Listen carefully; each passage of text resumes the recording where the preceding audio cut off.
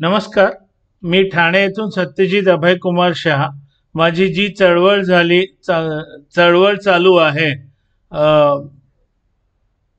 ज्याला मी ELM म्हणतो, equity literacy mission, म्हणजेच समभाग गुंतवणूक प्रशिक्षण.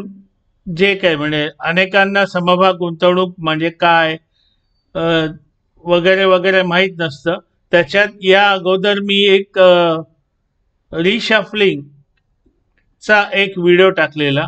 तर त्याच संदर्भात रिशफलिंग किंवा आपण ज्याला मग लॉस बुकिंग सुद्धा म्हणू शकतो, त्या संदर्भात आत्ता एक उदाहरण देतो, ज्याचा Q1 2026 चा रिझल्ट कालच बाहेर आलेला आहे. त्या समभागाचं नाव आहे तेजस नेटवर्क, ज्याचा IPO आला होता जून 2017ला आणि तो शेअर दिला होता त्याने 257ला. मागच्या वर्षी 18 जुलैला तो ऑल टाइम हाय गेलेला, अंदाजे 1400 कितीतरी. आणि काल त्याचा रिझल्ट बघून ताबडतोब कळालेलं की हा शेअर कोसळणार आहे. पण मग कारण मी काय हा शेअरचा अभ्यास करत नाही, त्याच्यामुळे मला माहीत नव्हतं याच्या आधीचं पण कसे काय रिझल्ट आले. पण आता मी हे तुम्हाला थोडक्यात समजावून सांगतो की ह्याचा रिशफलिंग मी असतो तर हा रिशफल केला असता, अगदी लॉस बुकिंग सुद्धा केला असता मी. आता त्याचं फायनान्शियल इयर Q1 FY 25 म्हणजे मागच्या वर्षी जून 24ला त्याचा नेट प्रॉफिट होता 77.07 करोड.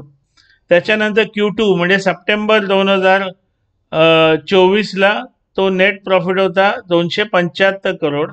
Q3 म्हणजे डिसेंबर 2024ला त्याचा नेट प्रॉफिट होता 166 करोड. पण Q4 मार्च 2025ला त्याचा नेट प्रॉफिट नव्हता, नेट लॉस होता 72 करोड. आणि कालचा Q1 26चा नेट लॉस आहे 194 करोड, म्हणजे वजा 194 करोड. तर समजा मी जर हे शेअर्स माझ्याकडे असते, कारण हा शेअर पूर्वी चांगला होता आणि माझा तर तत्व असतं की लॉंग टर्म किंवा दीर्घकालीन गुंतवणूक, तर माझ्याकडे हा असता. पण काय झालं असतं, समजा माझ्याकडे असता, मी हा 900ला घेतलाय आणि मार्चला कळालं की बापरे याने लॉस केलेला आहे. किती गेलाय मार्चला याचा? 72 करोड. मी तर त्याच वेळेला किंवा त्याच्या आधी सुद्धा विकला असता सप्टेंबरला, कारण 275 अधिक म्हणजे 275 करोडचा प्रॉफिट हा त्याचा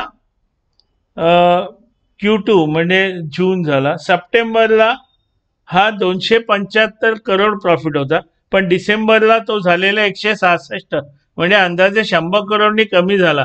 मी त्याच वेळेला माझ्या SIS या धोरणाद्वारे म्हणजे सिस्टमॅटिक इन्व्हेस्टमेंट इन शेअर्स, मी जसं सिस्टमॅटिक इन्व्हेस्टमेंट म्हणतो, मी तसं सिस्टमॅटिक डिसइन्व्हेस्टमेंट इन शेअर्स पण, म्हणजे मी विकताना पण वेळ काळ परिस्थिती बघून हळूहळू विकतो.